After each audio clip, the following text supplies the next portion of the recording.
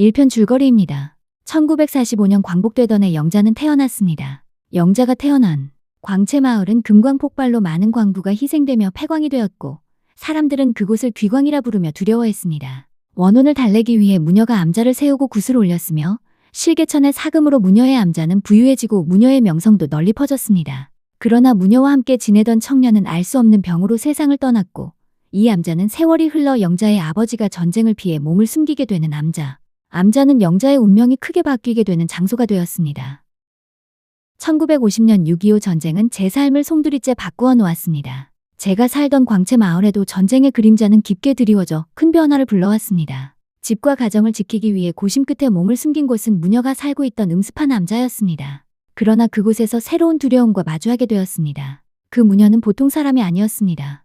귀신을 불러들이고 내쫓으며 사람의 과거를 꿰뚫어보고 마음까지 움직일 수 있는 힘을 가진 자. 그녀의 몸과 암자 앞에 세운 17개의 석등에는 귀광에서 죽은 17귀신이 깃들어 있다고 했습니다. 그 귀신들의 힘이 무녀에게 깃들어 사람의 병을 일으키거나 마음을 뒤흔들고 심지어는 목숨까지도 빼앗을 수 있다고 전해졌습니다. 밤이 되면 무녀는 늘 석등마다 호롱불을 밝혔습니다. 그 불빛은 바람이 불어도 폭우가 내려도 꺼지지 않았습니다. 사람들은 그것을 두려움과 신비로움으로 바라보곤 했습니다. 하지만 무녀조차도 말했습니다. 미래는 오직 아주 큰 신만이 아는 권능이다. 아무리 강한 힘을 가졌다 해도 전쟁의 앞날만큼은 알지 못했던 것입니다.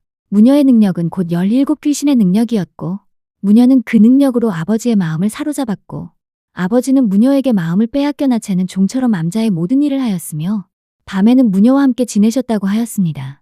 이 사실을 알게 된 어머니께서는 크게 실망하고 큰 마음의 상처를 받고 그곳에서의 삶을 참아 견디지 못하시고 집을 나가버리셨습니다. 어린 저는 할머니의 품에 남겨졌습니다. 그 광채 마을에 같이 살고 계시던 작은 할아버지께서 저를 챙겨주셨지만 그때 제 삶은 이미 고아와 다름이 없었습니다. 이윽고 전쟁이 본격적으로 시작되자 북한군은 기세가 등등했으며 그들은 암자까지 들이닥쳤습니다. 그들은 먹을 것과 쓸만한 물건을 모조리 가져가려 했고 암자의 금이 많다는 소문을 확인하려 하였습니다. 금을 찾지 못한 북한군은 전쟁에 투입하려고 아버지를 끌고 가려 하였습니다. 그때 아버지께서는 목숨을 지키기 위해 무녀가 숨겨두었던 사금을 내어주며 겨우 위기를 넘기게 됐습니다. 그 일이 있은 후 무녀는 엄청 노여워하였고 밤에는 석등 하나하나를 돌며 절을 하기도 눈물을 흘리며 간절히 이야기하기도 하고 심지어 두 손 모아 싹싹 빌기도 하였다 하였습니다. 그 일로 암자 석등에 모시던 17귀신들을 크게 노하게 만들었습니다.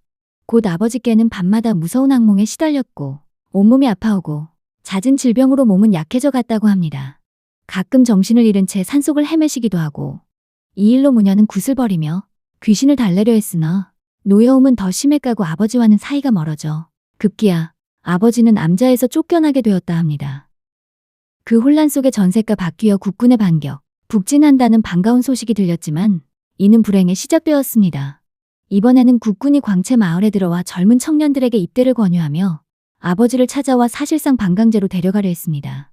이를 피하려 하였으나 더 이상 지켜낼 재산도 내어줄 것도 없던 아버지께서는 결국 국군에 합류하실 수밖에 없었습니다. 할머니께서는 큰 상심 속에서도 아버지를 잘 다녀오라며 보내셨고 매일같이 쌀과 정화수를 떠놓고 기도를 올리셨습니다. 그러나 몇 달 뒤 전쟁이 끝났다는 소식이 전해졌을 때 아버지는 끝내 돌아오지 못하셨습니다. 어느 날 자전거를 끌고 온 순경 아저씨가 노란 봉투 하나를 전해주고 갔습니다.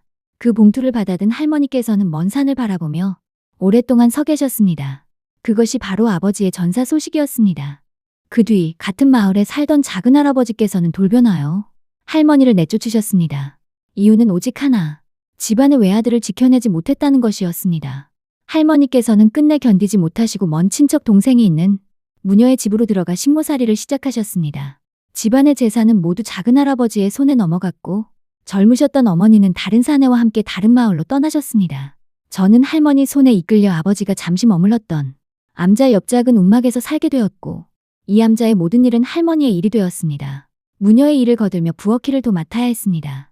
그때부터 저는 고아 아닌 고아가 되어 할머니와 살게 되었습니다.